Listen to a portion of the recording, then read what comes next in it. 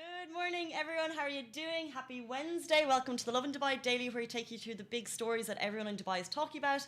If you are joining us on Instagram, I'm not sure where the camera is. This is our second morning going live on Instagram. So if you have any comments, suggestions, feedbacks, I'm here with Richie in the morning. Good morning, Richie. Good morning. Good morning. And we'd love to hear your thoughts and feedback. The Love and Daily, we take you to the top stories. Today we're going to be talking about the fact that there is suggested guidelines for gyms to reopen, which I know a lot of you are going to be interested in. Also the fact that malls have specific guidelines for age. But the top story today was one that broke yesterday evening. A massive, kind of devastating fire erupted in a residential tower in Sharjah yesterday evening. You probably saw the videos on social media last night. Like I said, this was a residential tower in Nada, Sharjah. It was engulfed in flames on Tuesday evening. In total, 7 injuries were reported and no casualties, which is great to hear. The fire at Abco Tower broke out at 9 p.m. All residents were evacuated to a nearby building, according to reports, and authorities actually managed to reach the blaze in 4 minutes, and they used drones to ensure that no one was left inside the tower, which is incredible. As always, shout out to the authorities who managed to reach the blaze in such a short time. The videos shared on social, like I said, they're kind of heartbreaking to see. A lot of people were worried in the videos that we shared and the article that we shared. A lot of people were just asking if the people in the residential tower are okay. So we are delighted to report that there were 7 minor injuries and no casualties, like I said. So we'll move on to our next story. Kids below 12, this is one for parents, kids below 12 and also adults above 60 years are not allowed to enter malls. So the gradual reopening of malls has begun, but authorities have made it clear that restrictions still apply, precautionary measures are still being rolled out, and this is one of them. So as part of the kind of wider precautionary measures of the reopenings, the National Emergency Crisis and Disaster Management Authority and Ministry of Health have stated that people over the age of 60 and children under 12 are prohibited from entering shopping malls, cooperative societies, supermarkets, or retail stores located outside shopping centres. So that's definitely one to note for parents coming into the weekend. If you're planning to go to the mall, I would plan separately. And we'll move on to our final story. Guys, we're talking about gyms.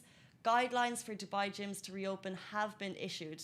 It's worth noting no date has been given, so if you're excited about heading back to the gym, I think maybe this is something that we never thought we would be excited about, and now times have changed and we all 100% are. No date has been given, but Reps UAE, which is a public register for fitness trainers in the UAE, they have suggested guidelines. Let's say these aren't official from authorities, but they've been suggested for when the reopening is announced. The guidelines include directives for pre-openings, the first phase of opening, and then also what would happen for group classes.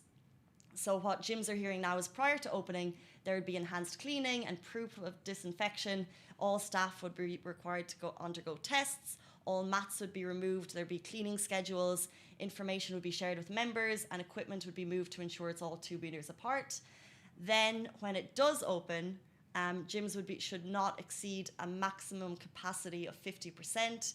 Gym classes must be booked ahead of time. Temperature checks for everyone. The bathroom use would be restricted, which means that you would not be allowed to use the showers, but you can use the bathrooms. They kind of break that up a bit. Members would need to bring their own masks, and members must also bring mats and then wipe down the surfaces after using, which is worth noting. And then also for gym classes, for group classes, they must feature grids to ensure that people are spaced apart. Yeah, I think that's kind of the majority of it. Studio would be disinfected after each class, and participants gym goers must be between 2 meters between each. So yeah, like I said, we have no date on that yet. It's interesting. I'd love to get your thoughts on gyms reopening and your thoughts on it. I was chatting to a couple of people. Personally, I would be quite excited to get back just even for the social element. But I was talking to a couple of people yesterday who said that now with gyms closed, you see how possible it is to get into online workouts. IG Lives have become so popular. There's a lot of kind of fitness influencers, fitness trainers even, doing IG Lives. There's also Zooms going on, and you may question the price of the gym. But personally, I think the social part of it, getting back to it, and also just kind of breaking up that home life to get back into the gym is exciting. I would definitely love your thoughts on that.